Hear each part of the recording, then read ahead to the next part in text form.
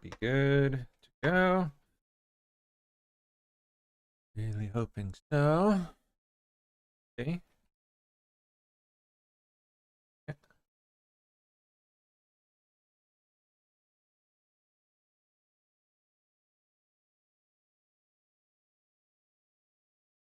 Okay. 5. Morning. Hello, everyone.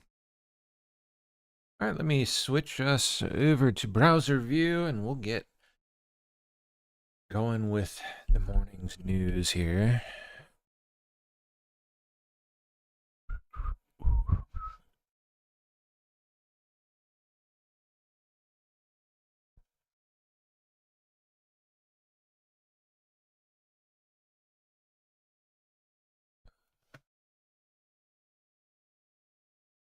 Good. All right, you're good to go. Here we are. Let me see if I have anything tagged since I last saw you. Oh yeah, the power getting cut on Zelensky. Why not? Hilarious. So this sky ship. Якісь надбання. So this sky ship. Життя. Well, it's life. Так, ми можемо продовжити. Правда, перекладача немає. Окей. Let's try. Just on the question of British troops on the border with Belarus. Yeah. Because, you know, it seems to me we need some new thinking, like fresh thinking. Would you like that? British troops? Actually About this troop. I like troops, and I like money. So, first of all, you give money. We spoke about it with our colleagues, European leaders and the United States. We spoke about it during college. Якісь надбання. So this sky ship. Життя. Well, it's life.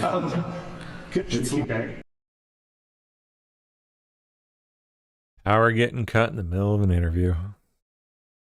Smooth.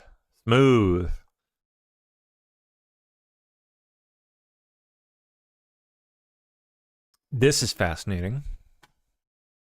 Definitely an indication of which way the wind is blowing.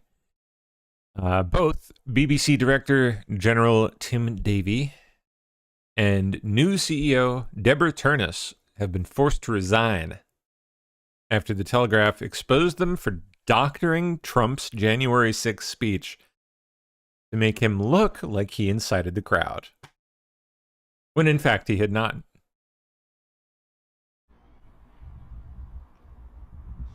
Bye-bye. Bye, Tim. I'm going to find some more deets on this, because it's just good to see.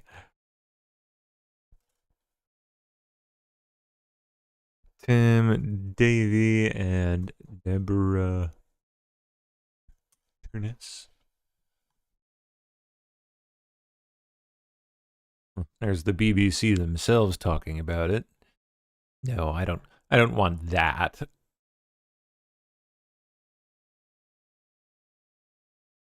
Come on.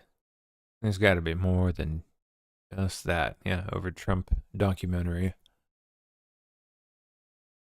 We're going to committed a rather terrible taboo. Walk down to the Capitol, and I'll be there with you, and we fight. This was the video edit that set these events into motion. Wow. Donald Trump's speech in 2021 ahead of the Capitol Hill riots, cut for a panorama documentary, in a way now found to have misled viewers, made to look like he was explicitly inciting the violence. An apology from the BBC was expected tomorrow, but instead this evening a shock announcement. Tim Davie, who's been at the organisation for 20 years, headed it for 5, was stepping down. In a statement saying in these increasingly polarised times, the BBC is of unique value and speaks to the very best of us. There have been some mistakes made, and as Director General, I have to take ultimate responsibility. The role of editor-in-chief and DG of the BBC is becoming close to undoable. I think the pressures on that job and the recent history of people having to quit shows it is extraordinarily tough. Pressure had been building for the past few days. Interesting.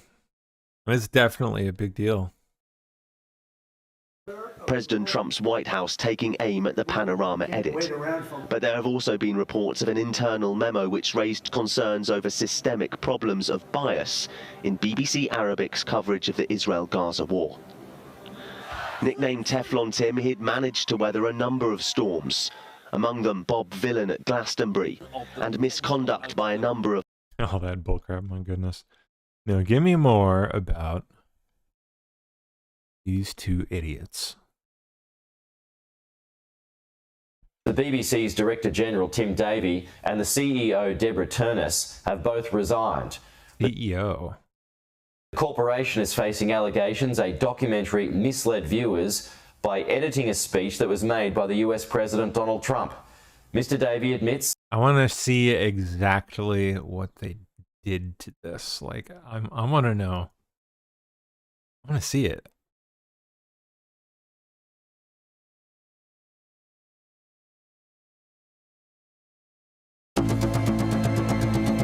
A documentary about Trump has led to the resignation of top BBC officials. The network's director general and head of news both stepped down after it was discovered that footage from one of Trump's speeches had been altered within a documentary film.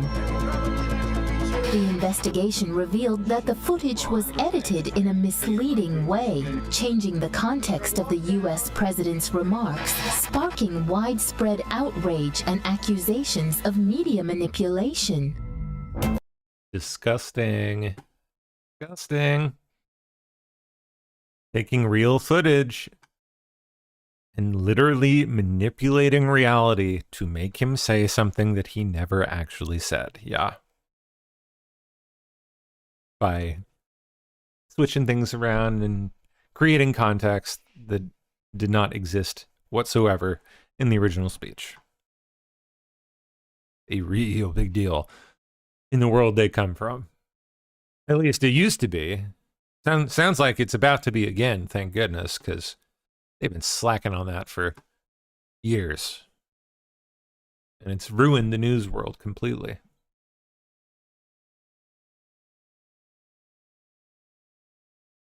This is definitely a big deal. Something to pay attention to. If there's more where that came from. This is hilarious. Oh man. Little girl coming off of anesthesia after getting her tonsils out. Anybody who says differently has a mental disorder. Who's the man? Donald Trump. Say black licorice? No. I wanted to speak to Donald Trump. I would tell him that I love him so much and he made the country a better place. And I'm sure my dad agrees. Yup. And I will forever debate the Democrats because they don't know what they're talking about. Right, Dad? Good. Somebody give me Right, a Dad? back. It's so funny how talkative they can get. Just like non-stop. I remember this happening to me too. I was like shaking hands and stuff. I was, which was highly unusual for me as a kid. Yep.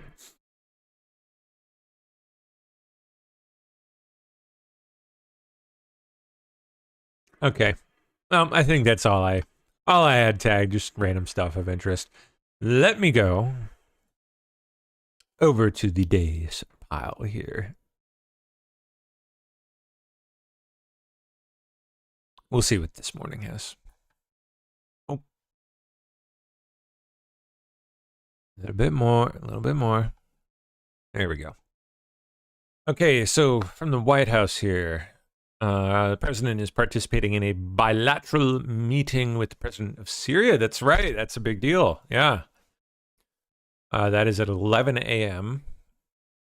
followed at about 3 p.m. by the president participating in the swearing-in ceremony for the ambassador to India. The Senate indeed voted 60-40 to overcome a filibuster on a new GOP spending plan to end the shutdown. Yep. That was last night. Let me play some stuff on that here. Hey, good evening. We're looking at this test vote sometime after 8 o'clock Eastern time here in the Senate. The Senate is out on a recess right now, but they will come back after 8. And we were kind of thinking that this test vote would come between 8 and 10 o'clock Eastern time. Now, it is a test vote, as we say, but it's more than just that.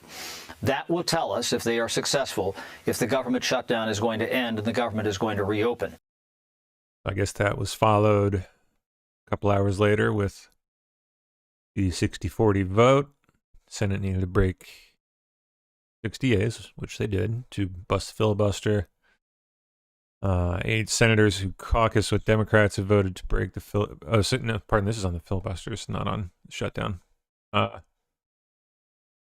Senate Minority Whip Dick Durbin and Senators Maggie Hassan, Tim Kaine, Angus King, Jean Shaheen, Catherine Cortez Masto, Jackie Rosen, and John Fetterman voting to break filibuster and end the shutdown.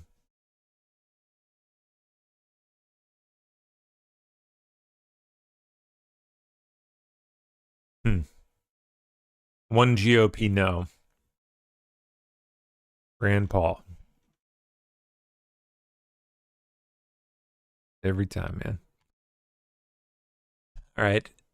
Senate timing for final vote unclear. House aiming to tackle the bill Wednesday. We're not expecting a final vote on the revamped GOP spending bill in the Senate overnight.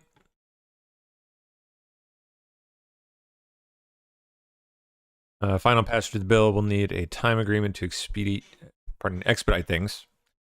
In the Senate, Fox is told it's possible the Senate could finalize an agreement and vote as early as tomorrow. It'll need a simple majority in the Senate to pass. Frankly, that final vote is rather anticlimactic considering what happened tonight in the Senate, or last night rather. Then it's on to the House. Senior House Republican source tells Fox that the aim is for the House to return on Wednesday and do a one-day and out of there, provided there are no hiccups. Well, who knows? The government is on a glide path to reopening later this week, but will still take some time. And of course, we are still very much shut down until then.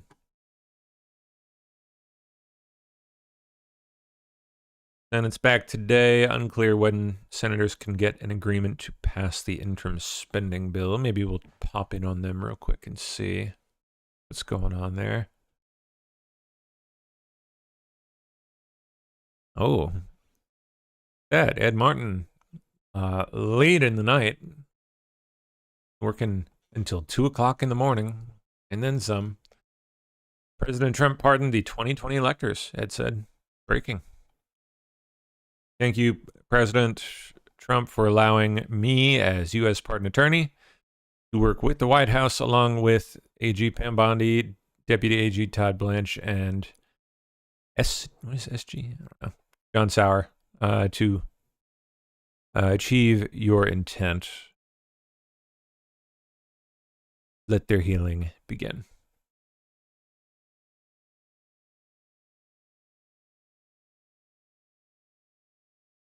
Awesome.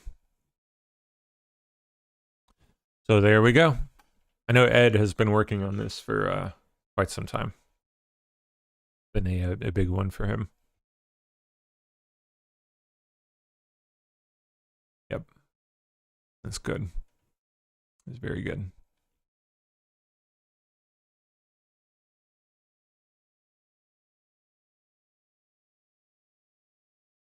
Ghislaine Maxwell plans to ask Trump to commute prison sentence, House Democrats say.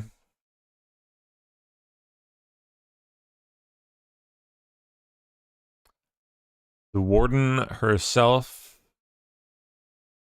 is apparently directly helping Ms. Maxwell copy, print, and send documents related to the application.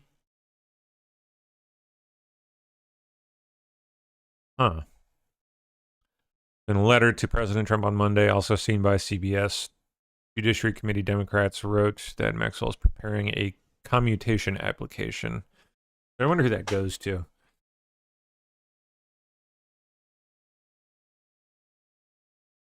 And I wonder if that's something handled by the Pardon Office or if that's Justice Department or if that's Bureau of Prisons or like who would that be?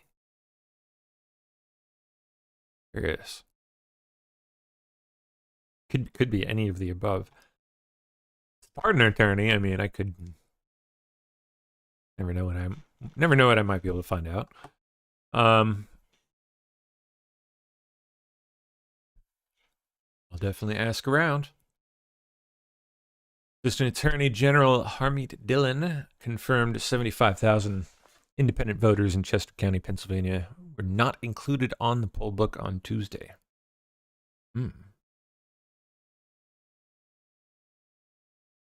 How does that happen? Let's check it out. Brief clip looks like from her interview with Catherine Herridge. For Tuesday's elections, the Justice Department sent election monitors to New Jersey and California. Is there any reporting from these teams of potential civil rights violations? We are compiling our reports. I will say I got several reports on the day of on the ground, and there were some concerning aspects, I would say, particularly in New Jersey, but also in a state where we didn't send monitors because they weren't requested, in Pennsylvania. In Pennsylvania, Chester County had 75,000 voters who were independent. They simply weren't included on the poll book, and that means that some of them were turned away from the polls. I quickly put out a post on X informing the public that if you are subject to some irregularity at the polls, and because I'm a longtime election lawyer, I knew this without having to look it up, you can ask to vote provisionally. But a lot of people didn't know that. People don't have that kind of information. No, they didn't. And it's a real failure to imagine disenfranchising virtually 75,000 people in an election. And there were, 3 Supreme Court judge races on the election, very important races. That's the margin. I mean, 1 vote is the margin in an election. So that's a massive fail. So I think people can expect that there will be follow-up action from the DOJ on the failure to administer elections properly in multiple jurisdictions. Oh, good morning, Methods. I see you out there. Sorry, I should be checking in on chat here a little better. Let me pop up all my chats, in fact. Onto my 4th monitor. Off to the side here. Oh, duty. Need Rumble. Where's Rumble? There's Rumble. All right. Out. Cool. Yes. Good morning. Good morning. And yes, please, everyone, if you don't mind, hit that thumb up on the way in to YouTube. Or if you're watching on another platform, please don't mind. Pop over to YouTube and hit the thumb up. Thumbs up, thumbs up. It should be more than 1 thumb, ideally. Suppose. Thumbs up. Whatever. All right. There you guys are. Much better. Morning, good morning. Let's keep going here. States maneuver to preserve history of Capitol siege, claims Scott McFarlane. So this is going to be an interesting point of view here, but let's see. Hey, it's Scott McFarlane. Good morning. It's Monday. Busy week ahead in this city, in the nation's capital, filled with powerful people and famous names. I want to tell you about somebody you've never heard of before. New York Assemblyman Charles Levine, been serving in the New York General Assembly as a Democrat on Long Island since 2005. Of course he has. Represents the community of Glen Cove, just south of Long Island Sound. I'll bet he does. Who is he? Why is he worth talking about? Well, I'll explain that in a minute. But Wait, first, what, is he obsessed with January 6th? let me note You that the guy? here we are now, 4.5 years later since the U.S. Capitol insurrection, there really is no formal markings of the day here in Washington. You know, there was that law passed requiring a plaque to be hung on the Capitol grounds to honor the police heroes. Almost 3 years later, no plaque and no commitment from House leadership as to when it'll be hung or really if it'll be hung. And on January 6, probably because the whole thing's garbage and everyone knows that posterity will treat it as such. After Trump was reelected, there was no vigil or ceremony on the Senate floor or House floor to honor the January 6th police heroes. Again, do I need to say it again? No, I don't. Enter 3 different state legislatures, Nevada, Maine, and New York, including the Assemblyman, Charles Levine, who are introducing legislation, new law, to either commemorate January 6th in those states or to ensure the history isn't rewritten or whitewashed. See, it's funny you mention that because you guys have been whitewashing the history about January 6th since the day it happened.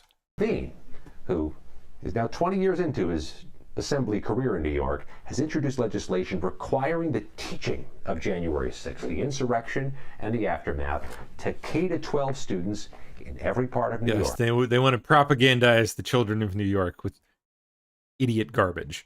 No matter where they live. Surprise, surprise.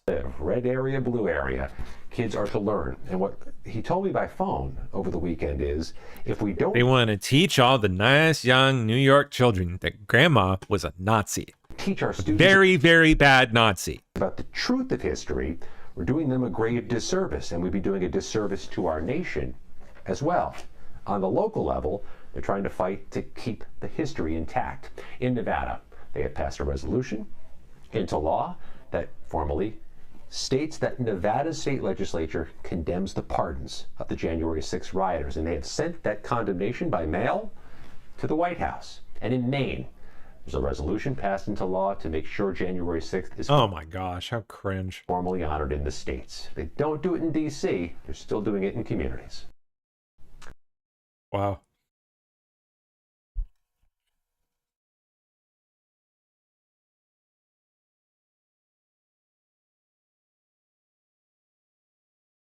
Oh, more from Ed.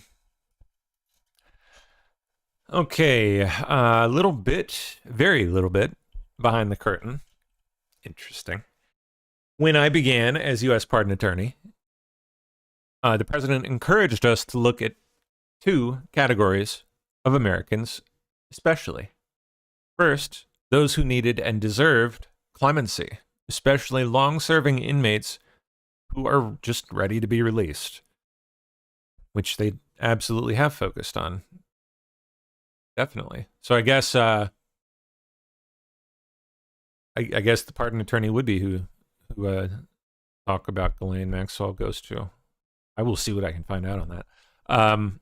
Second, he wanted us to look at those people who had been targeted by the Biden administration. The targeted is a huge group of Americans. We've been working hard to find them, and one group that jumped up right away is the 2020 alternate electors and their affiliates who were targeted by Jack Smith and others. General Bondi and Deputy AG Todd Blanche pushed us to do it right and fast. There are many more Americans who Biden targeted, and we're working to help them. God bless us all. And I can promise you absolutely is working. Like no one I've ever seen. Which is good to see. In the city, for a change. I've said this as often as I'm able to, but Ed Martin is a good man. Be happy that Ed is where he is. Even if it seems like things are dragging out, and I see people, including some January 6 people, like slinging mud at Ed because they're not getting money from the government and all kinds of, which, by the way, he is working on. They are working on that. They're absolutely working on restitution. But that is not the kind of thing that you snap your fingers and it just done. Doesn't happen that way. Not when you're talking about stuff like this. I mean, a pardon's one thing, but lasting, like, permanent, real, like, tangible stuff, the stuff that people really want to see, is just, it takes time. And Ed, by the way, is also, in addition to being the pardon attorney, also the weaponization czar. So he gets into a lot of the stuff that we all care about. The vast majority of it, really, is his purview. You better be glad that he's there, because I am.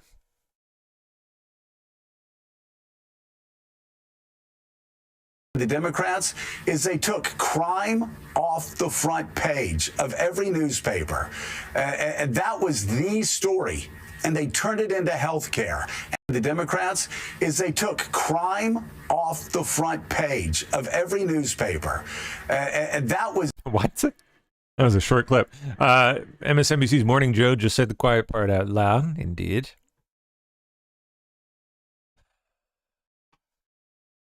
At least he admits it. Attorney General of Arizona, Chris Mays, appears to be looking to drop the fake electors case. Well, I want to end with the next 2 weeks. Could it possibly be because President Trump just pardoned them? You have a decision to make on the so-called fake electors case. Supreme Court has said either you appeal it or it is gone. It is over. What are you going to do?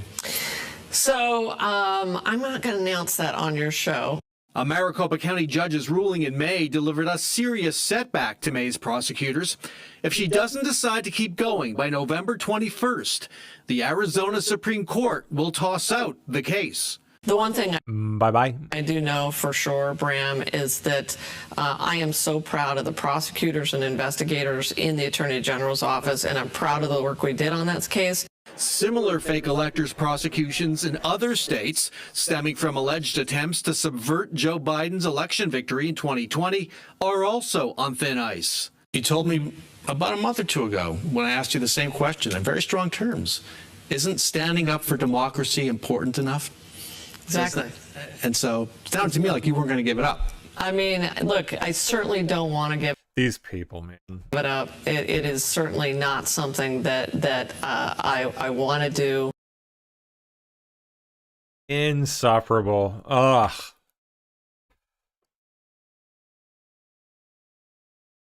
BBC chair. You gotta be kidding me. The chair of BBC is named Samir Shah. Samir Shah. Okay. Apologizes for error of judgment over Donald Trump's speech edit. Sorry, guys. My bad. JK. U.S. Geological Survey, USGS, recorded the moment that lava spewed from Hawaii's Kilauea on Sunday. Okay. Show me. I love this stuff.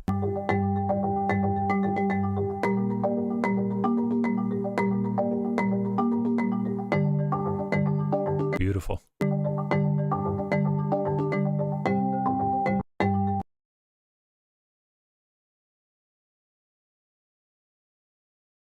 Trump lashing out at corrupt, dishonest BBC after bosses resign. Yeah, give me some of the goods on that. We catch that at the White House YouTube when he gaggled with the press here. So I'm going to swear in a lot of great people right now. I'm a little bit late. I just want to say, was that the greatest flyover ever? Nobody's ever done a flyover. It definitely was. Like that. So these are the best pilots in the world. They say whoever flies Air Force One, the best pilots. And we just saw that. That was great. So we're going to have a good game. Things are going. Guess it was earlier in the day he made comment on it. Oh well.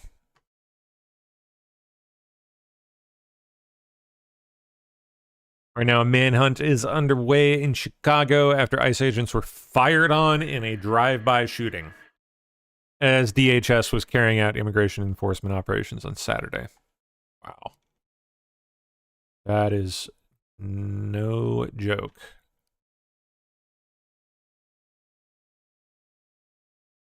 See if we can find anything on this.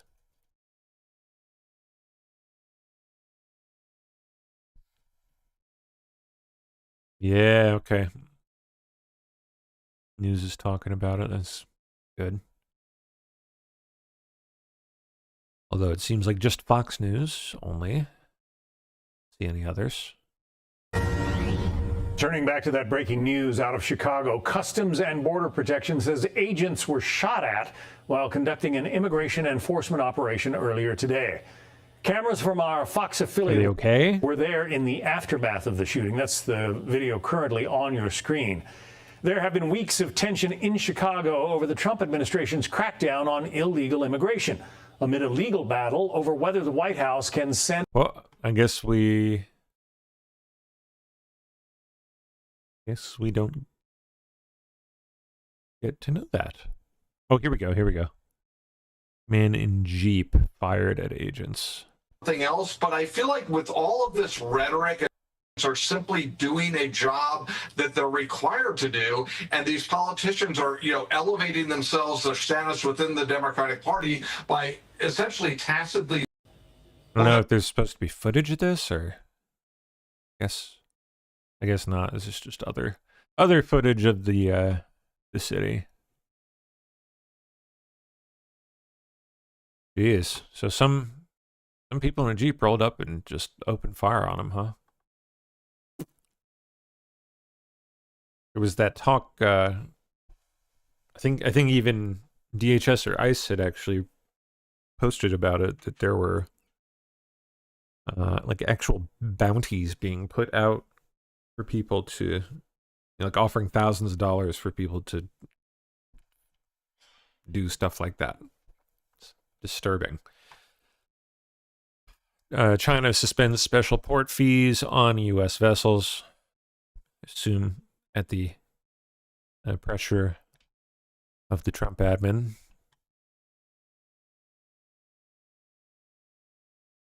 Okay. Says it will suspend for 1 year special port fees on U.S. vessels simultaneously. Yep, with Washington's pause on levies targeting Chinese ships. Trump says he'll issue a $2,000 tariff dividend to all except high-income people. Really? Really? When is this happening? I could use $2,000. I'm a brokey jokey. Give me $2,000, please. Wow. Okay. On Sunday, claimed that a dividend of at least $2,000 a person will be paid to all Americans except for high-income people.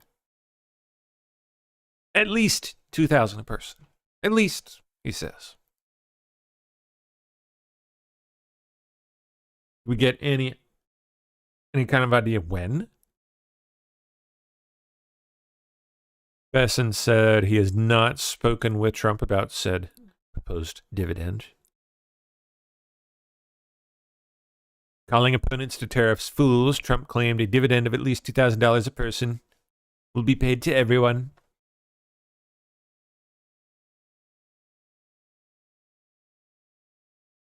All right, can we see Besson here? Do they have that up top? I'm not skipping through that to find it. Oh, well. We'll move on. Like 11 minutes long. Tampa man faces charges after allegedly threatening federal officials. Oh, yeah? What did he threaten him over the internet? Robert Logan Shoecraft III. What a name. Not a bad name. You should be doing better things than this, sir, with a name like that.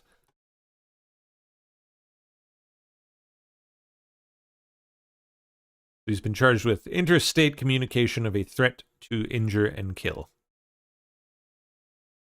He called the office of a member of the House of Representatives and left a nasty expletive-laden voicemail in which he said things like, "We are coming for you. We're going to effing kill you. You and your husband will be dragged through the streets like Mussolini after all this is done." Any bets on which side of the aisle Mr. Robert Logan Shoecraft III happens to fall on? Left, right, left? What do you think? Yeah, he's one of those people. He's one of the people with the fried brains. This is our country, and they will make sure you and your husband suffer for what you've done. You have no idea what's in store for you. I know what's in store for you, sir. Jail time.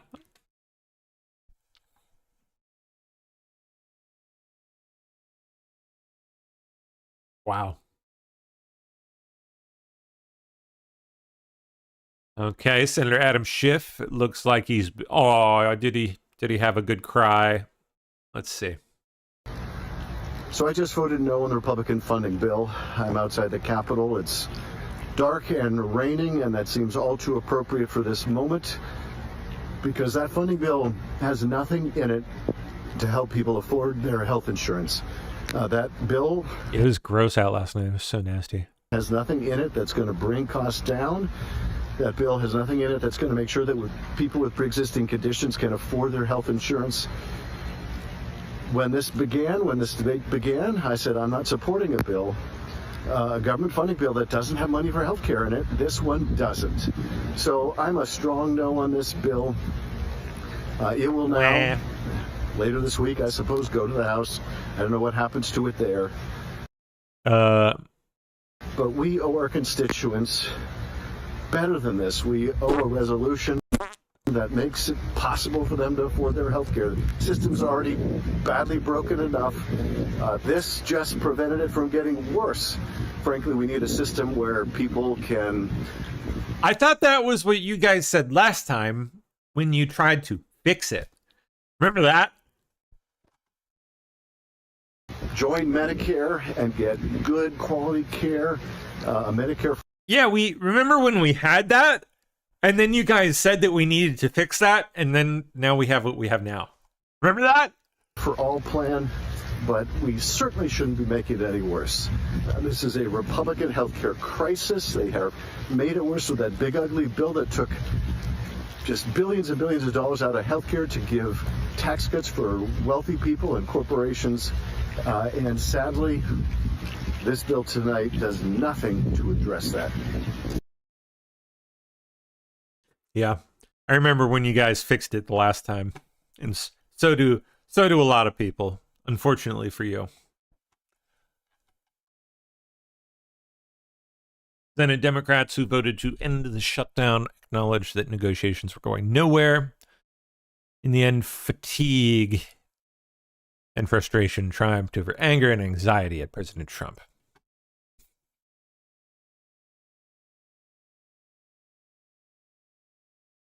Yep.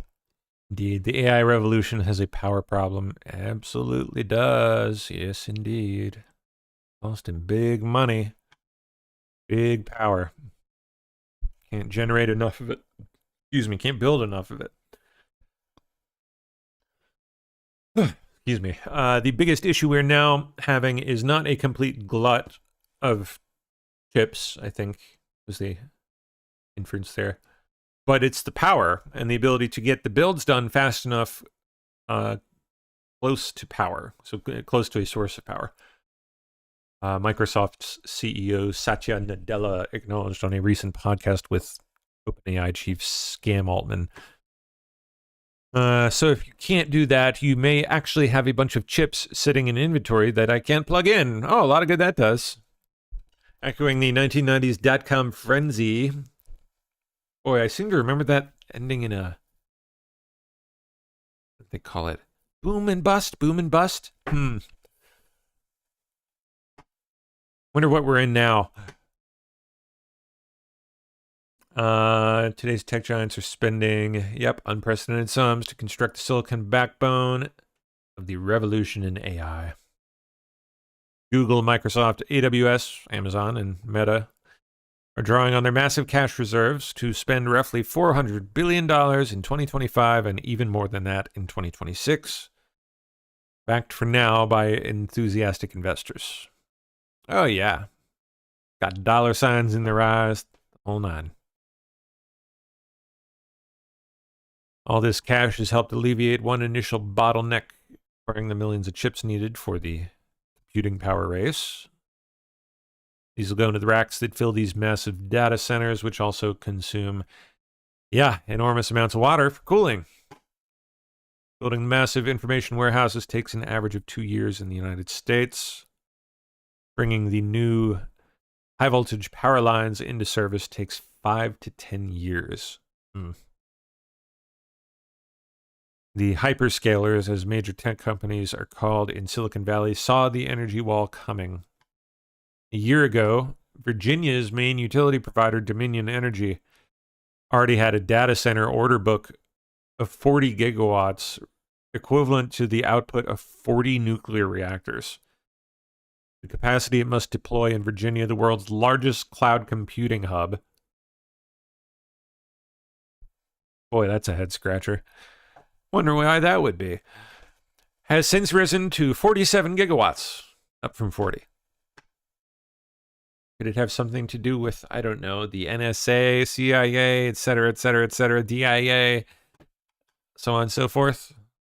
All just hanging out right here? Could be.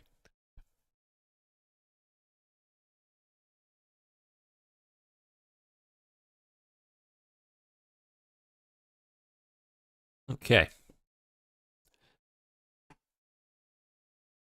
Yeah, that's not going to stop for the foreseeable future. Only going to get worse.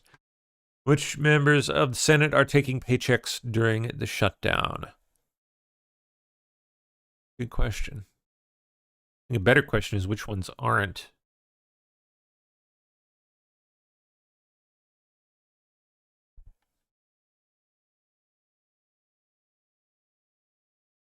Okay. There we go, by state. U.S. senators accepting pay.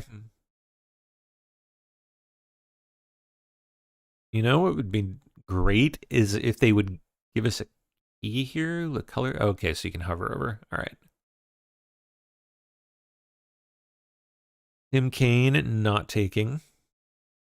Mark Warner he's donating his salary. Billy Caputo not taking. Jim Justice donating.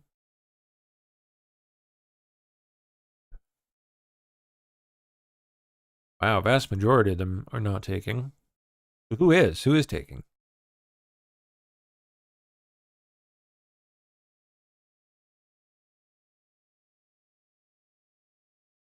Yeah, 55 of the 100 U.S. senators are either not taking their paychecks or donating salaries, so at least 45 that are.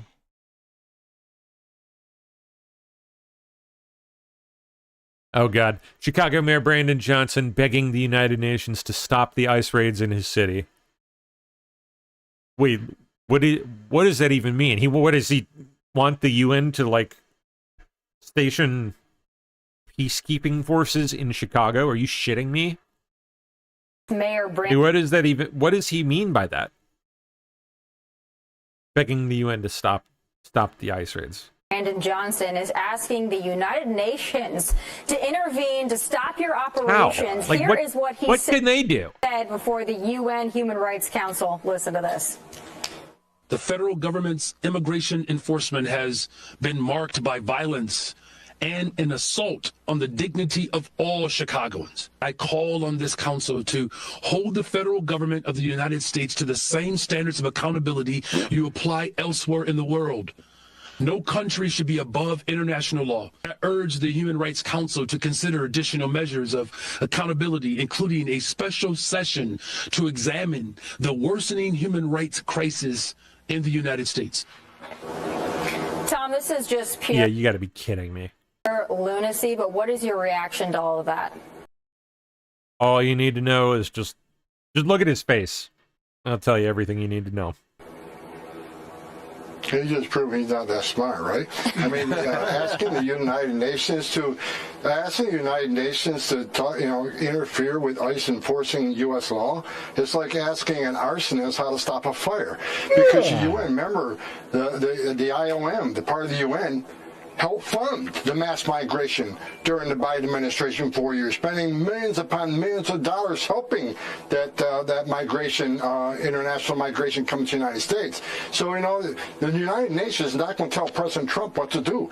President Trump was put in office on the promise of making this country safe again, on the promise of having the historic deportation operation. That's exactly what America is getting. Every criminal alien ICE and Border Patrol takes off the street makes this country safer. We have the most secure border in the history of the nation right now because of leadership of President Trump, the men and women of the Border Patrol, and because ICE, what ICE is doing in the interior every day, they've sent a message across the globe.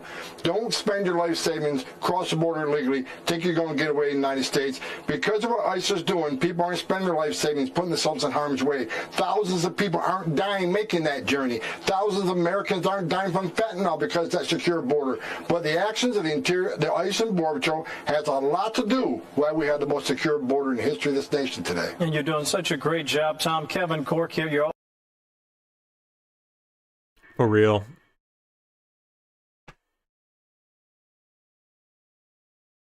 Johnson's such an idiot. Like, what does he expect the UN to do? Kidding me, man?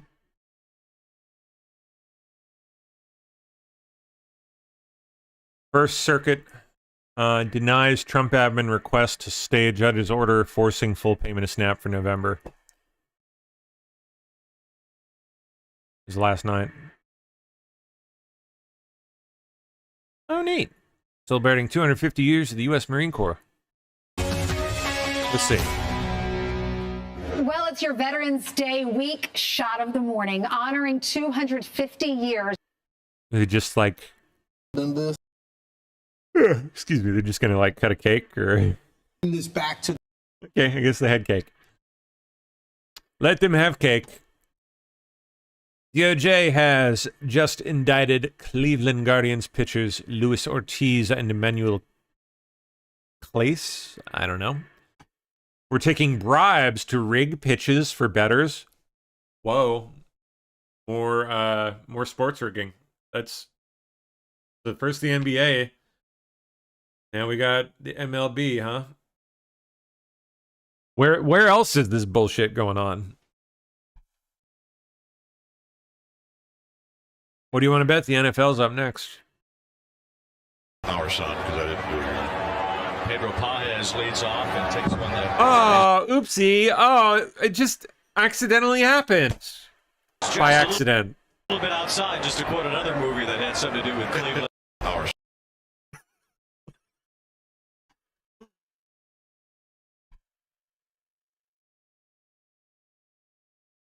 Olympics are set to ban all transgender athletes in female events. Bravo. Needed to happen.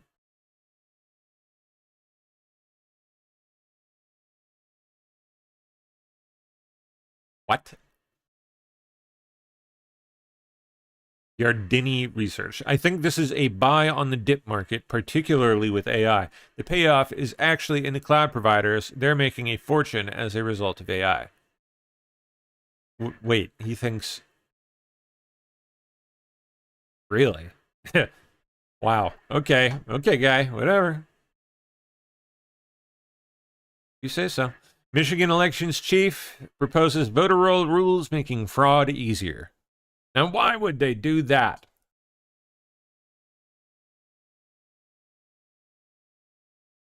All right, let's see.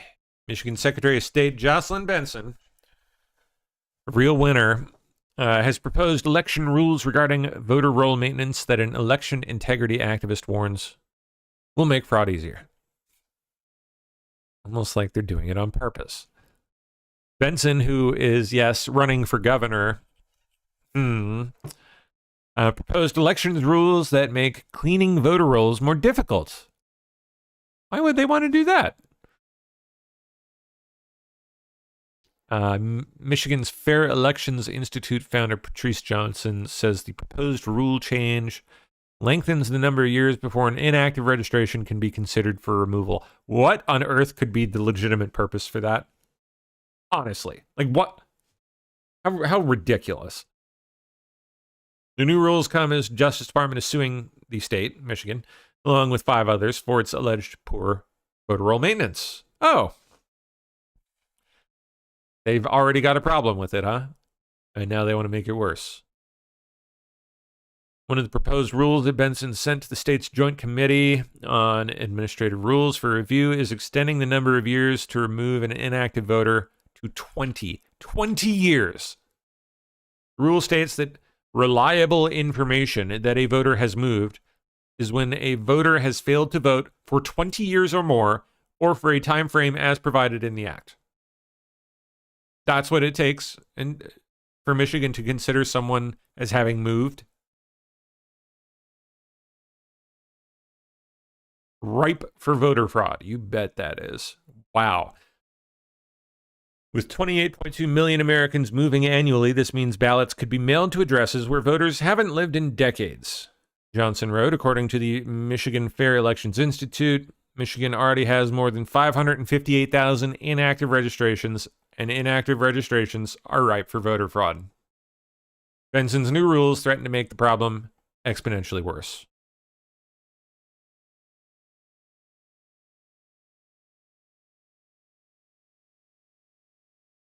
Wow, okay. Nicolas Sarkozy, former president of France, will be released from prison, pending an appeal of his conviction in a campaign finance scandal.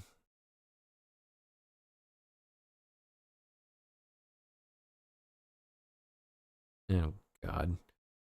The Handmaid's Tale women are no longer just protesting for abortion. Now they're just protesting any damn thing they feel like. Mexican flags. They're carrying Mexican flags at ICE detention facilities.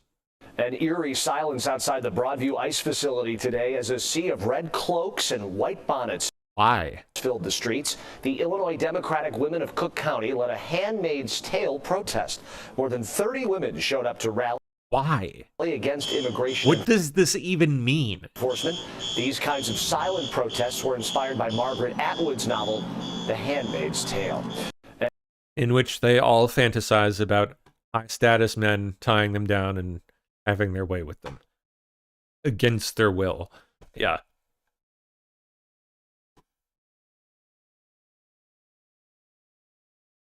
That show is just sick.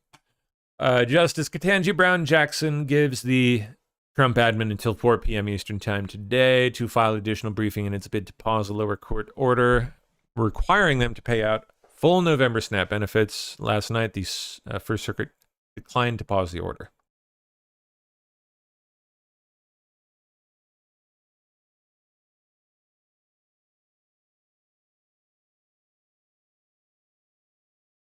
Okay, Supreme Court.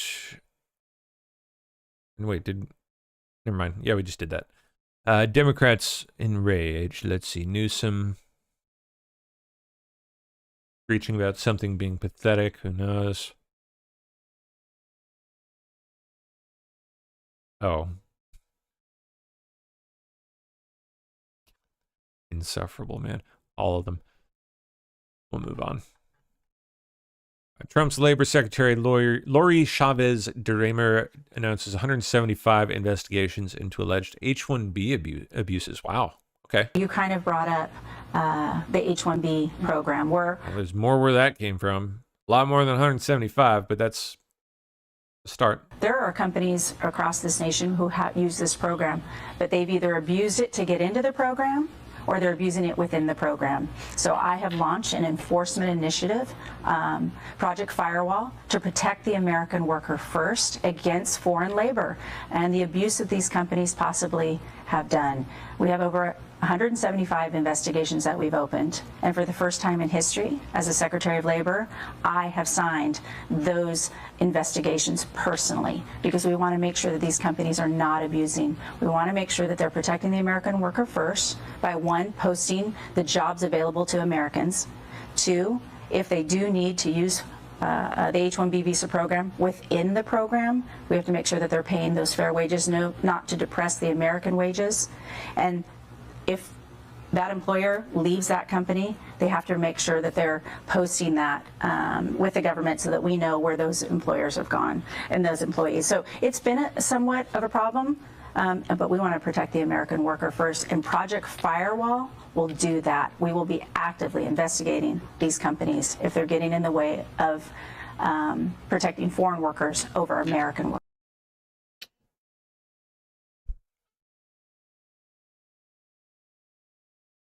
Speaker Johnson on the floor this morning here. Let's see. Good morning, Mr. Speaker. Hi, good. How are you, sir? Do you have comment on the Senate in the halls clearing the first hurdle yesterday on the shutdown plan? Yes, it's a great development. It's long overdue.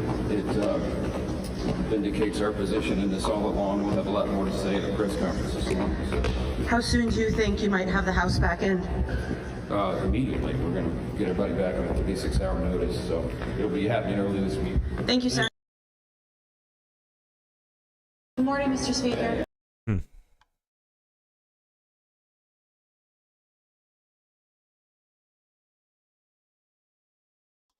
Okay, the Kremlin dismissed speculation of a rift between Putin and Lavrov following Lavrov's unusually long public absence.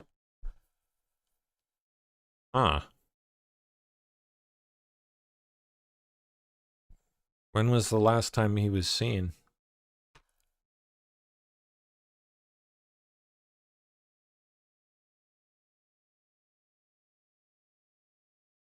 Wonder what happened.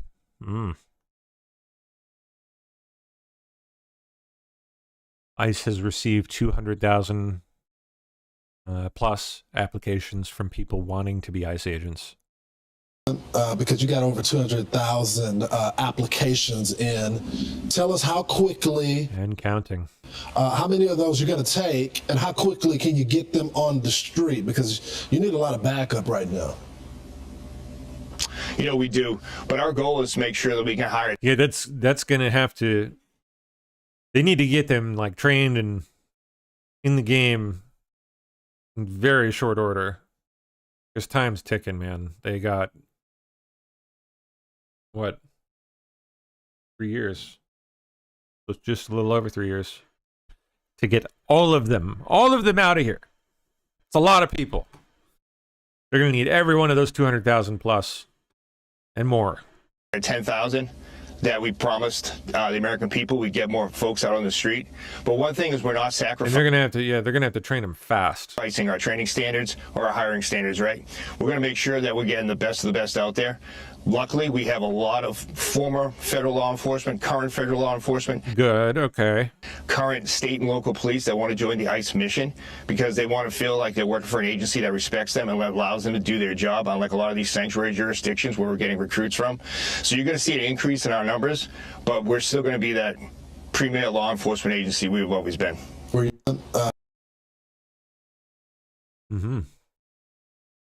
Trump tariffs hammer China's economy. Experts plunge to 7-month low.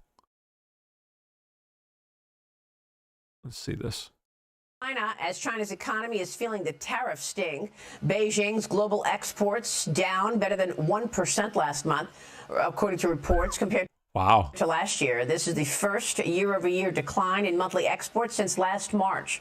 China's total October imports coming in just over $215 billion compared to exports at $305 billion. Beijing feeling pressure to increase domestic spending now to stabilize growth as shipments to the U.S. fell more than 25% year over year. Joining me now is Gatestone Institute Senior Fellow Gordon Chang. Interesting.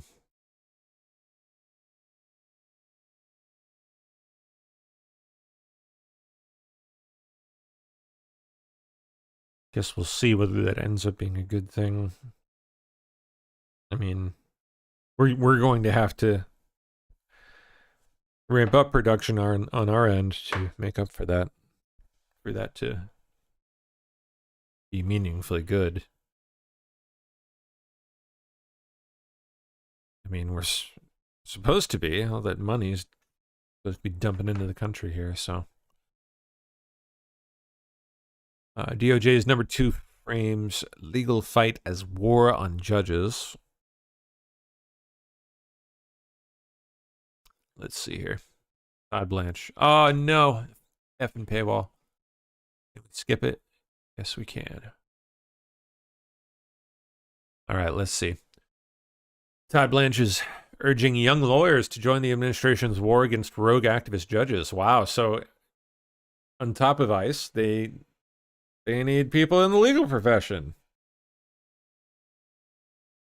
to fight that battle. We need you because it is a war, and it's something that we will not win unless we keep on fighting, he said Friday at an annual Federalist Society conference.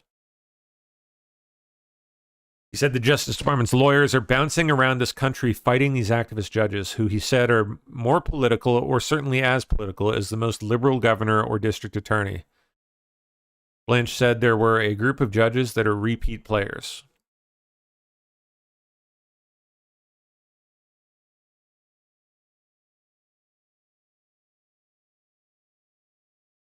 Okay.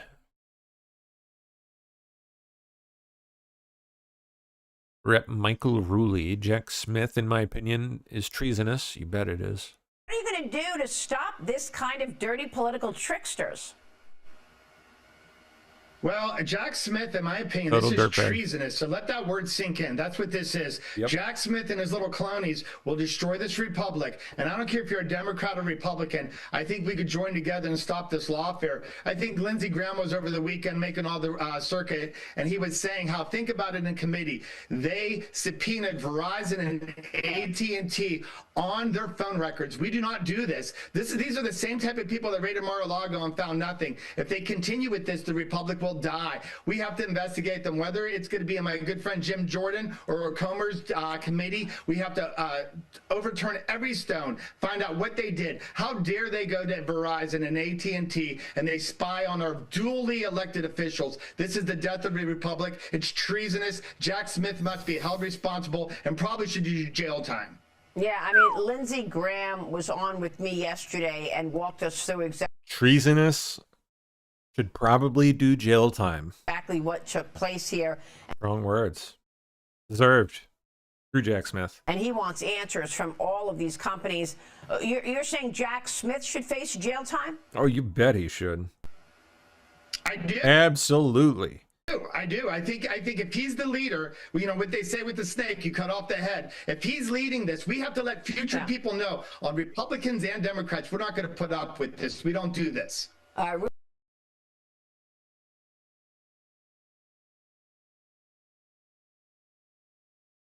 Okay.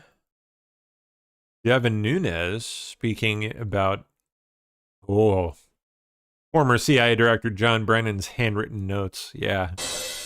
Interesting topic there. Welcome back. I'm back with former California Congressman Devin Nunes. And Yeah, he wrote some interesting things. Devin, you mentioned the meeting in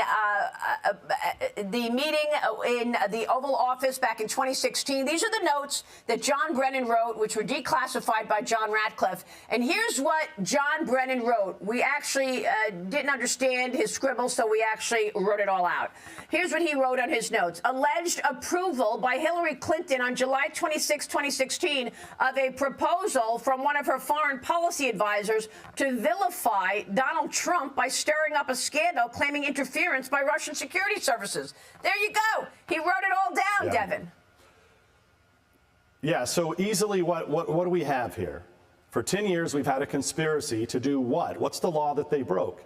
What they broke is that they lied and misled Congress. Specifically, they concealed this information. They concealed the fact that they knew that this was a cover-up by the Clinton campaign. As I said in the last segment, instead of exposing the cover-up, they weaponized the Justice Department to go after their political opponents. All of this information was not only hid from the American public, it was hid from Congress over and over again. We know now that Brennan did it. We know now that Comey did it. We know now that likely Clapper did it. Now, what we don't know is Unbelievable. What did the subpoena say that raided Mar-a-Lago? Maria, shush. What did that subpoena say? Yes. Exactly, Devin. Exactly.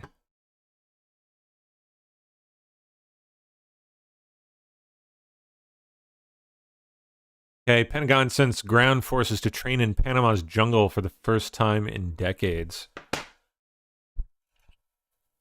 That's concerning.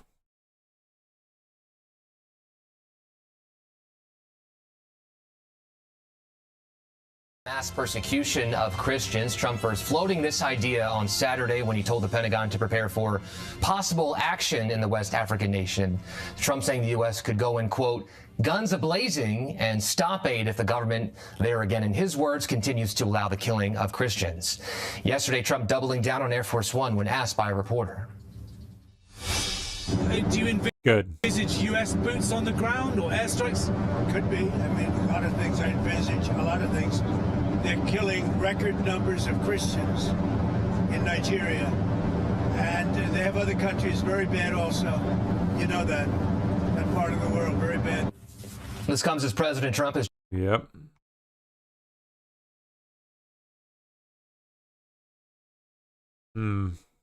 Boots on ground, though. I don't know.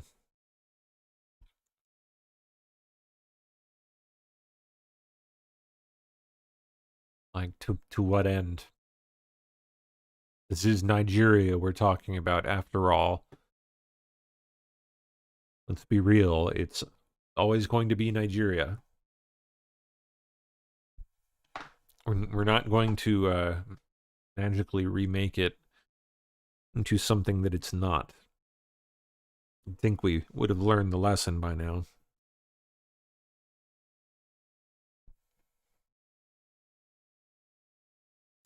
I mean, saving people, definitely a good thing. A nice thing.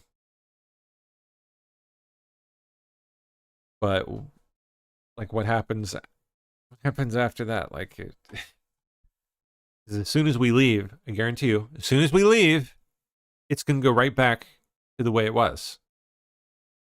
The way these things always go in that area.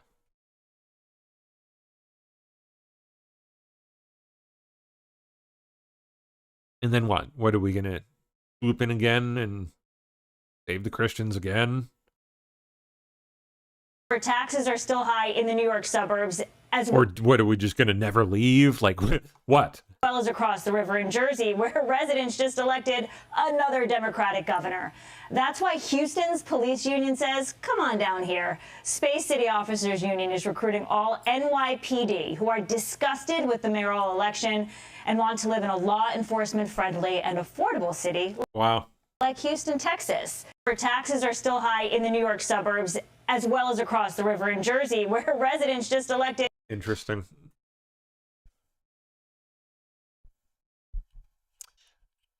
Gonna see a flight of police officers? That would really be fortunate. I'm sure Mamdani would be thrilled, though. More than 1,500 flights canceled early Monday after shutdown's worst day for air travel.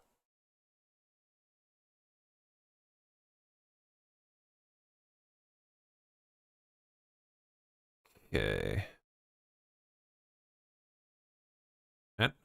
These South Korean workers came to the U.S. to build an EV battery plant they left in shackles. They still want to know why. Well, did they, I don't know, did they go through the proper channels when entering the country? I have to assume so, or there wouldn't be a complaint here. Let's see. Mr. Kim is one of hundreds of skilled engineers brought to the nearly 3,000-acre Hyundai, that business. The Hyundai LG Energy Solutions factory in Southeast Georgia came to share his expertise and train Americans to get the new electric vehicle battery plant up and running, a multi-billion-dollar project expected to create thousands of new jobs. Kim thought he was playing a part in fueling a manufacturing boom that President Trump had promised. On September 4th, that mission was abruptly halted. Yep, ICE agents Got in there. Okay. Workers were told to go outside. Immigration officers started dividing workers based on their visa status. Since many of the engineers couldn't read English, they didn't know what the paperwork that they were being issued was. The scene was like something out of a movie. Fully armed officers, drones and helicopters overhead, rifles in hand. Oh, yeah, they like to do that. They like to play with their toys. Scores of federal agents had swarmed the site, detaining more than 500 workers, including more than 300 from South Korea, who were contractors for Hyundai and LG. Okay, but I'm still not seeing answers to the main question, which is, did they go through proper channels to do the work? Their story, now an example of Oh, how it's Little George. Little George Stephanopoulos. immigration crackdown has collided with his economic agenda. Here's Selena Wang. Here's Slimy Wang. These What? South Korean workers came to help build America's factories. Instead, they were shackled and arrested. Mr. Kim, who asked that we not use his full name or show his face, is one of hundreds of skilled engineers brought to this nearly 3,000-acre Hyundai LG Energy Solution battery plant in southeastern Georgia. Walk me through what happened on September 4th. 오전 8시경에 이제 저희는 현장에서 출근을 했고 이제 중간에 이제 조금 수근거리는 소리가 들려서 이제 그걸 알아봤더니 무장한 경찰이 공장 내로. Okay. I'm guessing for the entirety of this 5-minute segment, they're going to dance around the question of whether or not these workers were there properly and legally. Unbelievable. All right. Jake Tapper. No, President Trump, former President Obama is not getting royalties from Obamacare. What did Trump say? What did he say? No, President Obama is not getting paid royalties. Wait. Don't tell me you took a joke seriously, Jake. For Obamacare, as President Trump posted on Truth Social earlier today. It's not true. There's no truth to it. It's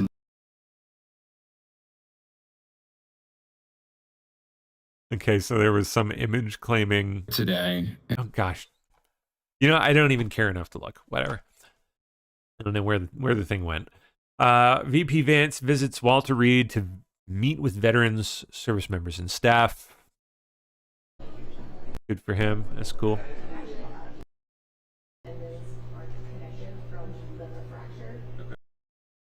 A couple weeks to Wow.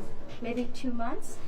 Once their limb has Looking at the prosthetics. stabilized, meaning they're not changing volume, Yeah. we can finally get them in the socket they want, which is the carbon fiber sockets right there. Okay. Yeah, so Okay. they're much lighter.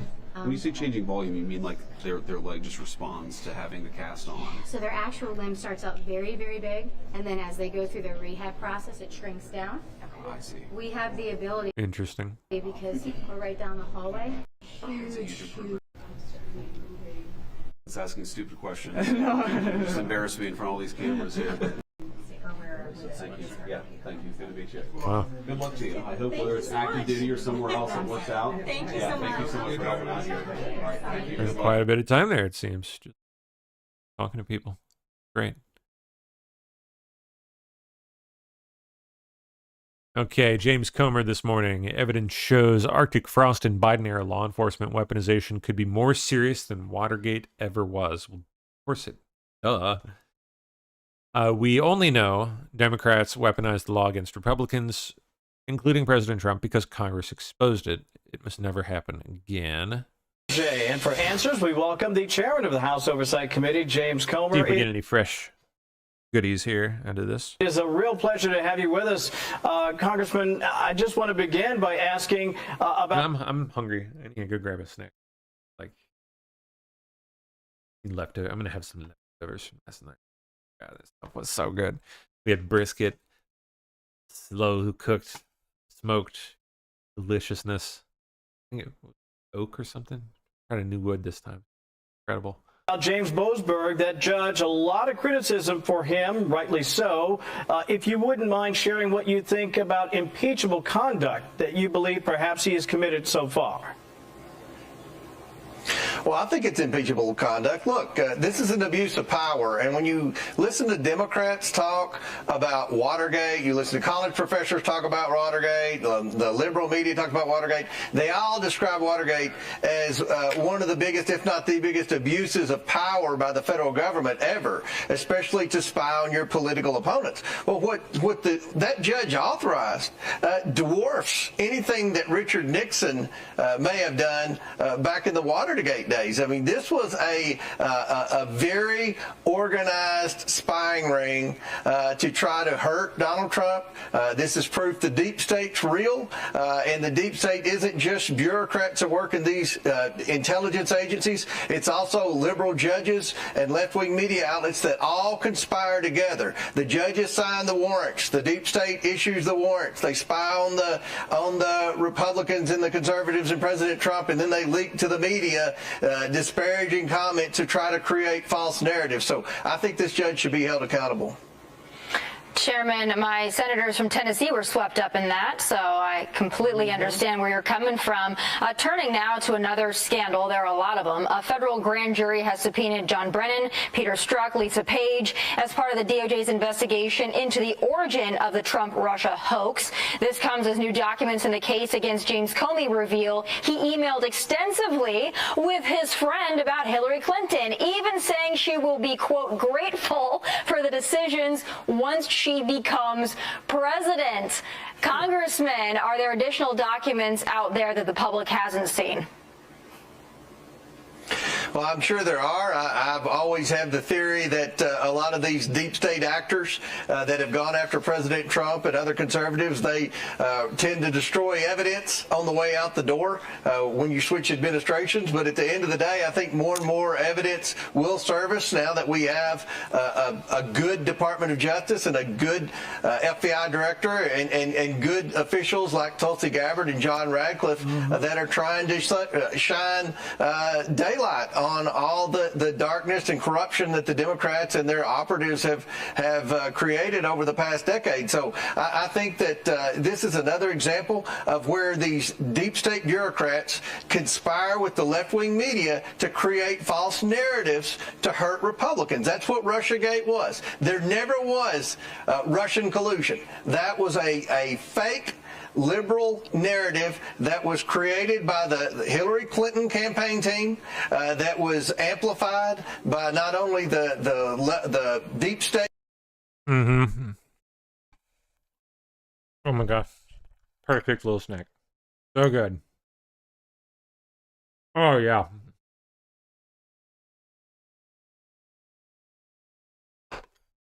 Potatoes, beans, beef bacon, and brisket. Left-wing bureaucrat activists in the FBI and the Department of Justice, but they're allies in the liberal media. So I think the American people hopefully will understand what President Trump's gone through with all of these hoaxes.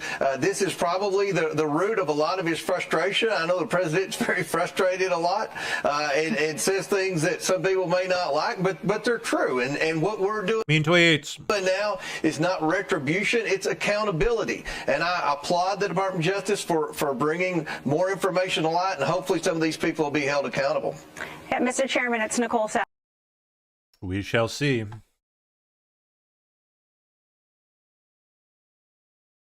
What is this? Google, the sleeping AI giant. Oh. Yeah, I didn't know they've been sleeping.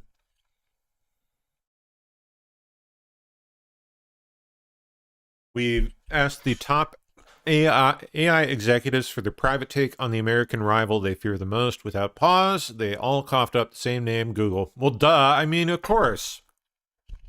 They're the obvious frontrunner. They've got more data than God. Hello? I mean, that's... I'm obviously exaggerating a little bit there, but you know what I mean. They, no one can compete with that.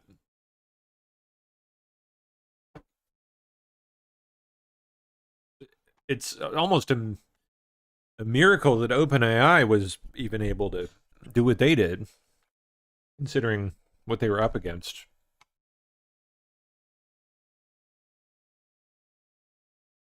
Company with most to lose and fear is OpenAI. Yeah, the early leader in the race. Google's not going anywhere. They're taking their time and building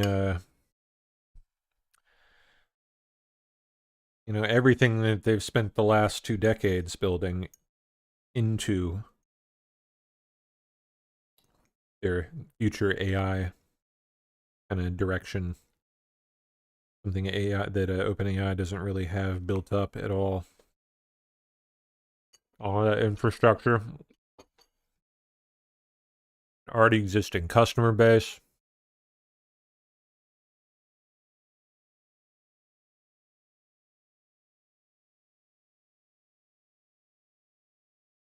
Oh, this should be fun. 64 seconds of crazy liberals melting down on TikTok over the government shutdown ending. The Democrats caved. How do you feel? You mean they don't want it to end? Well, it looks like Democrats are caving to Donald Trump and the Republicans. Oh my God! So it turns out that Chuck Schumer was indeed behind the Democrat plan to cave. We have treason in the ranks, and I guess these whoever these folks are must want to be primary. What?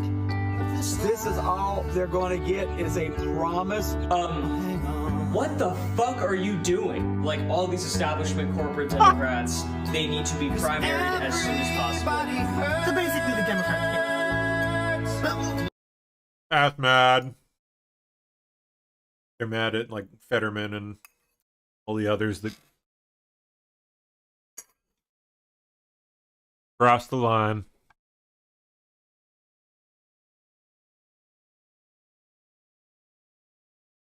MSNBC panelists doing the same thing last night, outraged at Democrats for getting nothing in return. For 40 days, you shut the government down, and now you're going to open the government up, and what did you get in return? Right. Nothing? Right. Nothing? Yeah, basically, After the pain you inflicted, people were willing to take the I talked to union workers from TSA. I said, I'll take the pain if it's going to help me to get health insurance subsidies paid. So you're getting nothing in return. I don't know how, and you just won an election on Tuesday in huge numbers. This is my question. What explains the timing here? Like, what changed? The Trump deals didn't change. The cynical person would say that Democrats won the election, that's what changed. Yeah, Republicans are going to say that. That's exactly what they're going to say. And, I'm not like I, work for 3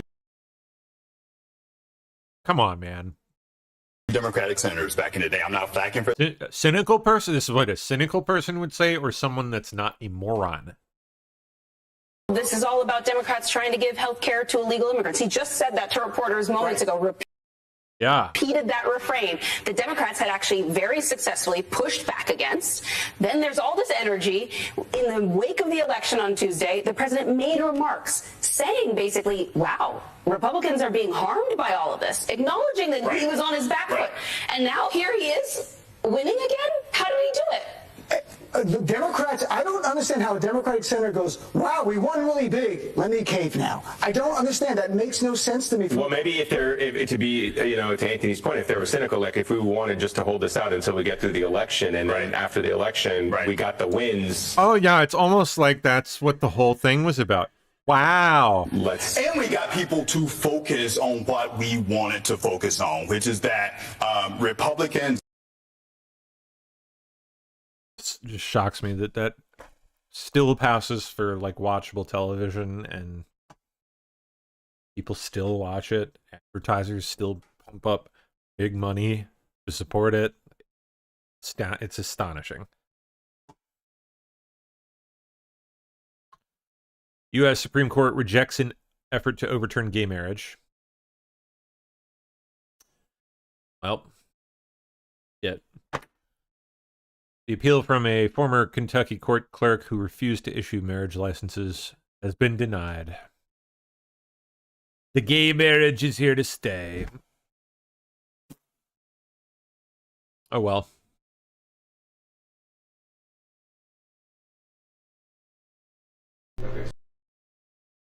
Saw that. All right. Australia's new rule banning children from under age 16 from using social media takes effect in 1 month. Today is exactly 1 month until our world-leading social media laws come into effect. This is about letting kids be kids. It's also about empowering parents to be able to have those discussions with their children. We want children to have their childhood, and we want parents to have peace of mind. So this reform will not just change a law, it will change a generation. Today is exactly 1 month. Interesting.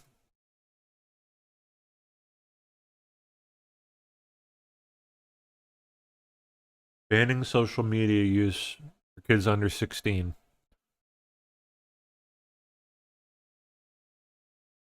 Huh. And the only reason I'm suspicious is just because it's Australia, so I don't know. On the surface, it seems good. Like, yeah, they shouldn't be on social media, but why? What's the catch? Okay, what's the catch here? What are you guys really doing?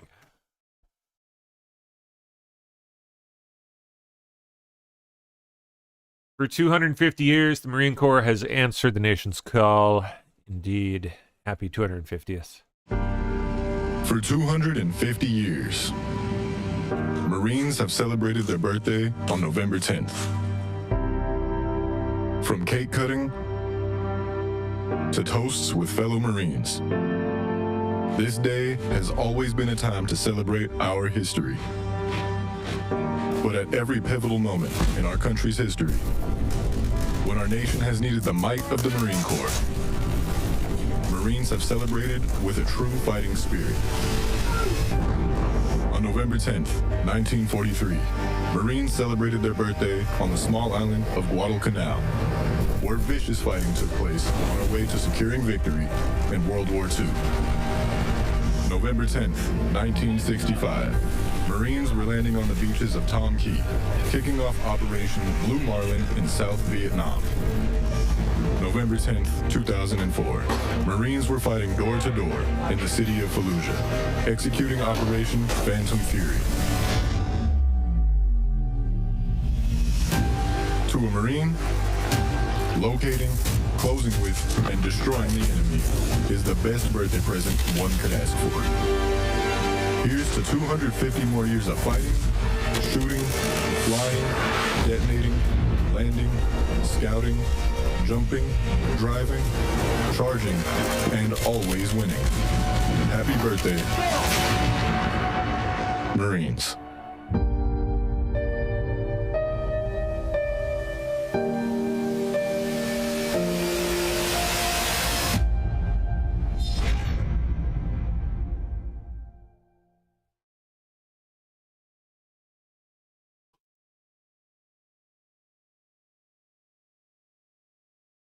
$250 years, man.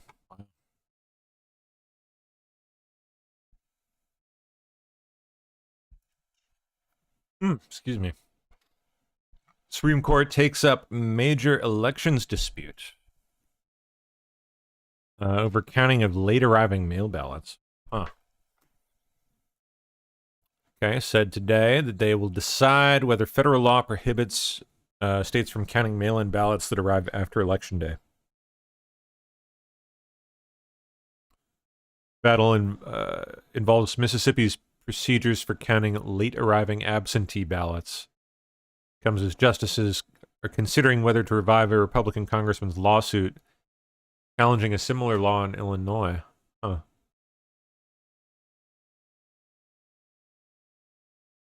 Court fight involving Mississippi's law involves the meaning of the term Election Day, and could have ramifications for the slew of states that allow for the counting of mail-in ballots that are received after the day of the election. Yep. This shit needs to stop.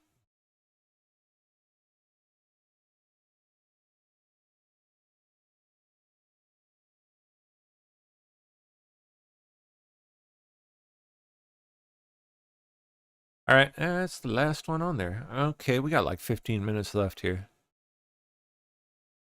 See what else we can track down.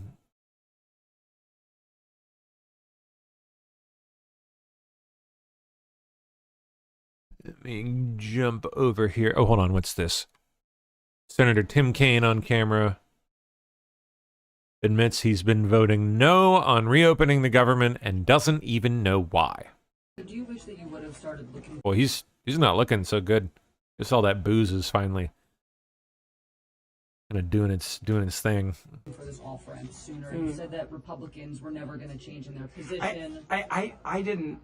Geez, he really is looking messy. I didn't fully understand how dug in they were, again, because I was so focused on the Virginia elections. I wasn't in this discussion on the healthcare to see how dug in they were. But even as I was not part of these discussions, I was saying to Thune and others on the floor going back, listen, I need, some of you heard me say this in the hall, I need a moratorium on mischief. Others are working on the healthcare thing, I trust them. Others are working on the approach thing, I trust them. I need a moratorium on mischief. Because if we vote to open, and then the immediate step next week is Donald Trump fires a lot more people, it's going to blow up trust to get the full year deal. And so I've been preaching this moratorium on mischief for a month, but I think partly why did they finally give me the moratorium on mischief on RIFs? They needed my vote, but they also saw the election on Tuesday. Do you wish that you would have started looking for this off-ramp sooner? You said that Republicans were never going to change in their position. I didn't.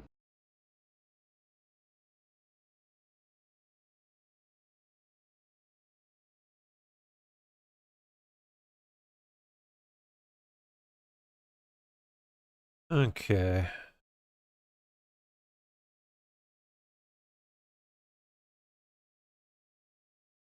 Let's see here. Yeah, we got some stuff from this morning. That's good. Oh, and from last night. It looks like we're getting very close on the shutdown. We'll never agree to give any substantial money or any money to really prisoners, illegals that come into our country. And I think the Democrats understand that. And it looks like we're getting close to the shutdown ending. You'll know very soon. Thank you. It was late last night. Todd Lyons this morning on the search for the savage who shot at immigration agents in Chicago. Where is this guy? This must be the drive-by thing.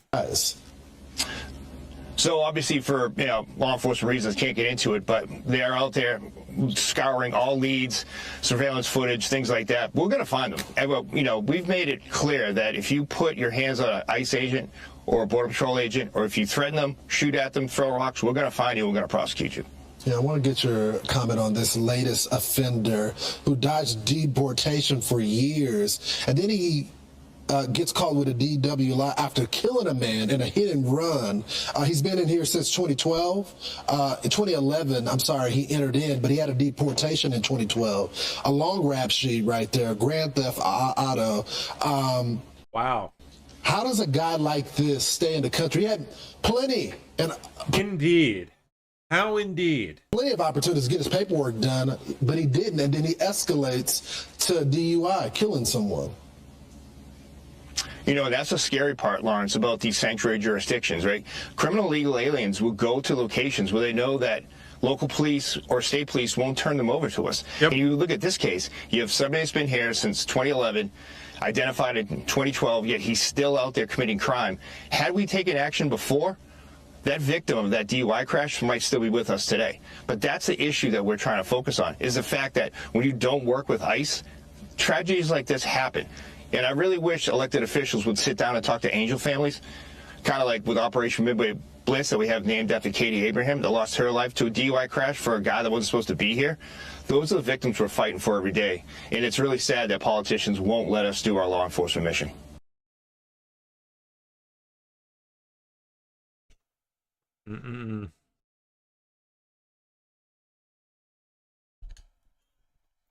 Marty Makary at FDA.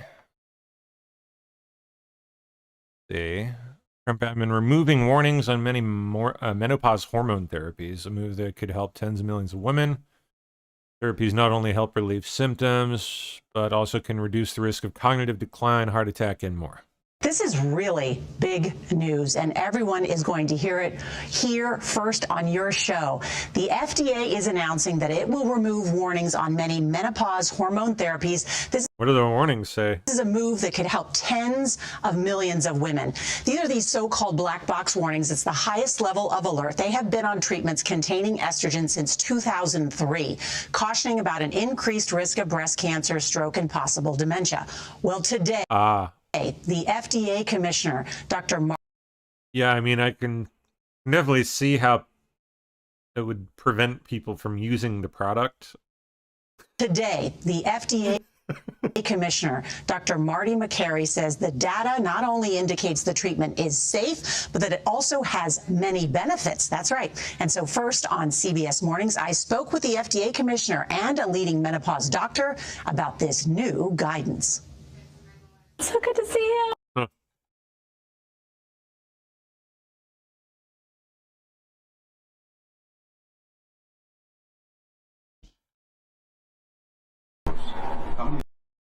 Here's Vance at Walter Reed, meeting with a combat veteran.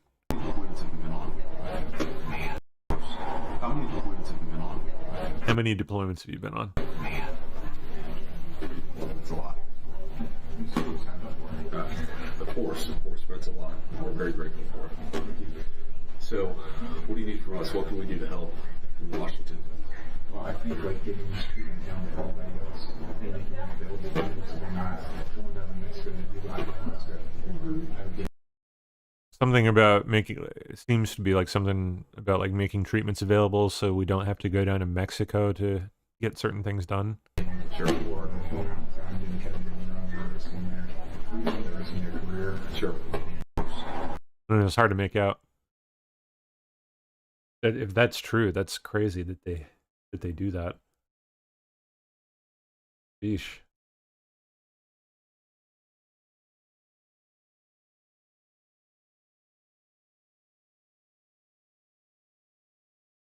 Okay. I think what's important is James Blair, White House Deputy Chief of Staff, on the shutdown. I think what's important is we should talk about the substance of what they are claiming this was all about, which is healthcare. Yeah, right. President Trump and the Republicans have been focused on health care all year, and I'd like to give you a few examples. Back when we passed our reconciliation bill, the House passed a program called the Cost Sharing Reduction Program, which would have lowered premiums across the board by over 10%. And the Senate Democrats used a procedural move to knock that out of the Senate version of the bill. So ultimately, it did not get passed because they got it knocked out. That's something we still want to achieve. President Trump, again, last week did another negotiation with drug companies under his most favored nation proposal to drastically lower the cost of prescription drugs. That's something we're going to keep doing. He's been doing that all year. We did expand health savings account in the reconciliation bill as the president referenced on his X. So we have been wanting to discuss health care this whole time. The president has said he wants to discuss health care this whole time. But what's happened is the Democrats held everybody hostage for the last 40 plus days to just really extend a system that is not working. As the president put up over the weekend, the insurance companies have made huge fortunes while they continue to raise premiums on everybody. And at some point, we have to say, this isn't working. This is too expensive for everybody. So we've got to make changes. And the Democrats have not been interested in making any changes. Why would that be? Wonder.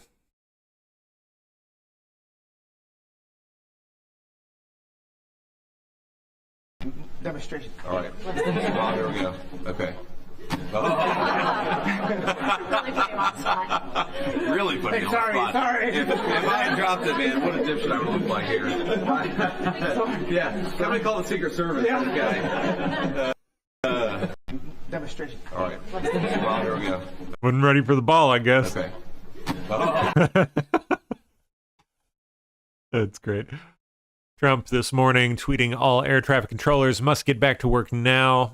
Anyone who doesn't will be substantially docked. For those air traffic controllers who were great patriots and didn't take any time off for the Democrat shutdown hoax, I will be recommending a bonus of $10,000 per person for distinguished service to our country. Wow. Wow.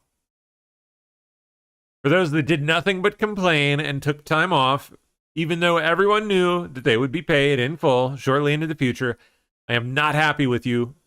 You didn't step up to help the USA against the fake Democrat attack. It was only meant to hurt our country. You will have a negative mark, at least in my mind, against your record. What? If you want to leave service in the near future, please do not hesitate to do so with no payment or severance of any kind. You will be quickly replaced by true patriots who will do a better job on the brand new state-of-the-art equipment, the best in the world, that we are in the process of ordering. That's great. The last administration, quote unquote, wasted billions of dollars trying to fix antiquated junk. They had no idea what they were doing. Again, to our great American patriots, God bless you. I won't be able to send your money fast enough. To all others, report to work immediately. God bless America. Signed, President Donald J. Trump. It's just hilarious. Oh, another one. Another one. Okay, hold on. All money left over from the $2,000 payments made to low and middle income USA citizens from the massive tariff income pouring into our country from foreign countries, which will be substantial, will be used to substantially pay down national debt. Thank you for your attention to this matter.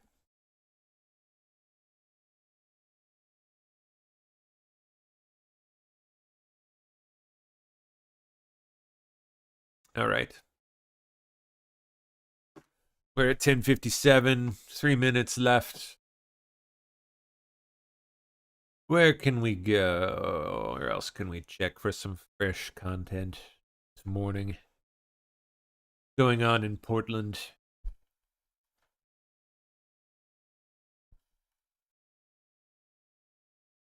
Jeez, look at that. Miles and miles of homeless people set up in busted, broken down RVs.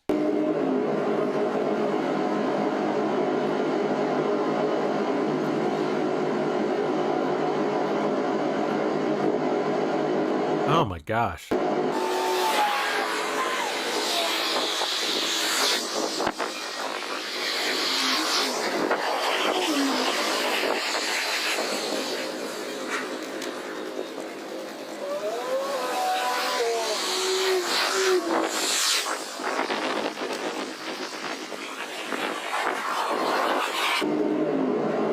Is. So this homeless woman behind me, severely mentally ill and very deep into her addiction, and completely incapable of taking care of herself. 9 times out of 10, you find her rolling around in the mud, running naked through rain, or running through sticker bushes, just completely out of it, incapable of... How does... What puzzles me is, like, how does someone like that stay alive? Like, how do they... taking care of herself whatsoever. I mean, if they can't... How are they eating? Like... incapable of meeting her basic needs. People like... How are they, like, actually surviving? For a reason why we need to bring back civil commitments. Yes, we have them, but it's extremely difficult to actually get one.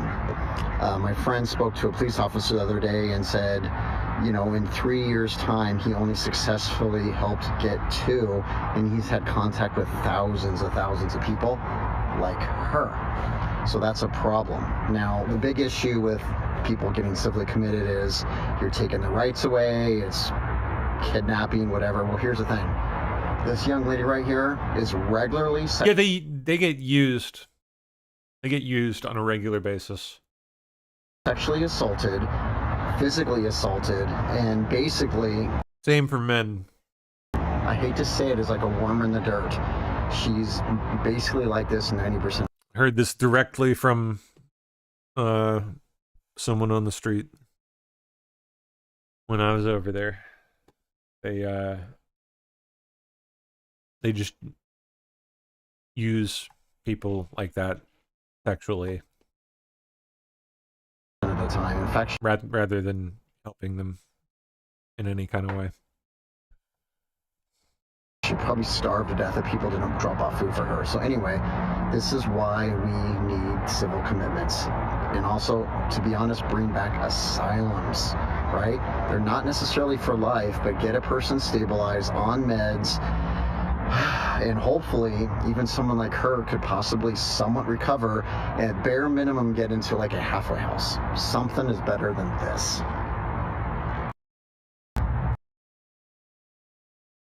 It is terrible.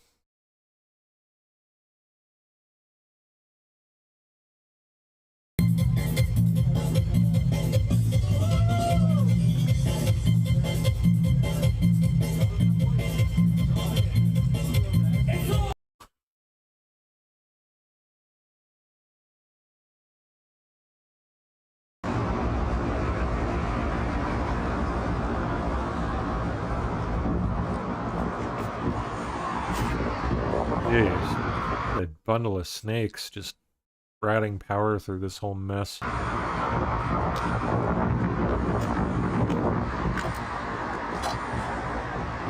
Freaking drum set? A drum set.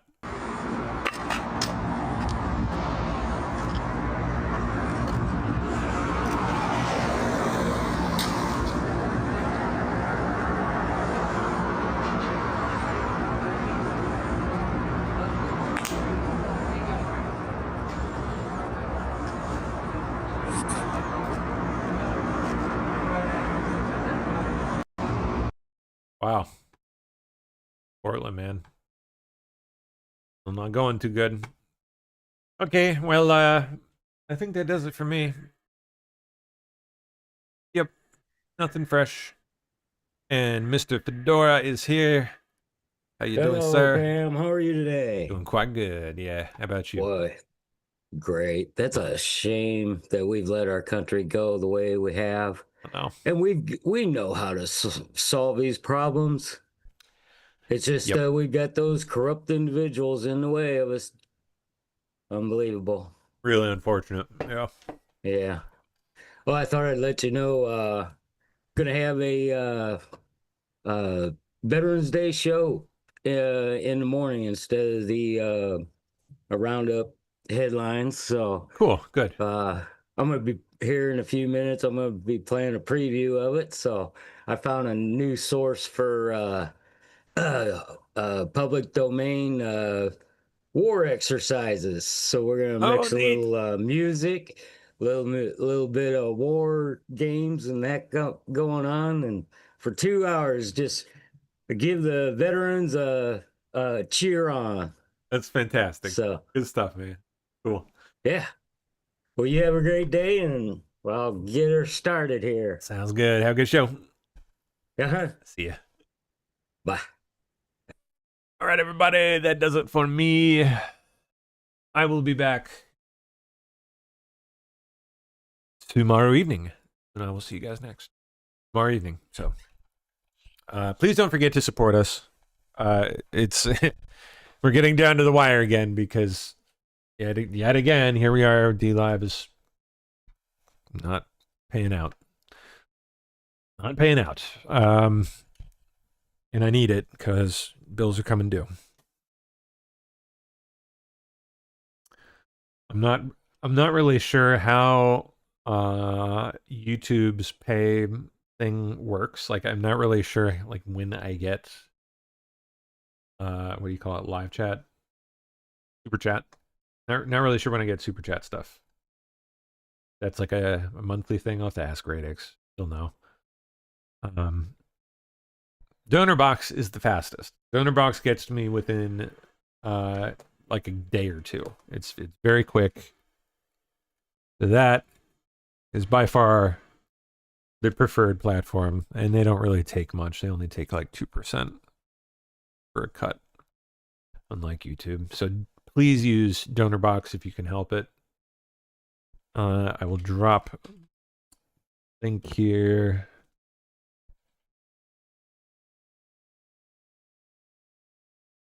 You can also send to the PO box, which is nice because that doesn't take anything other than whatever you pay for shipping or postage.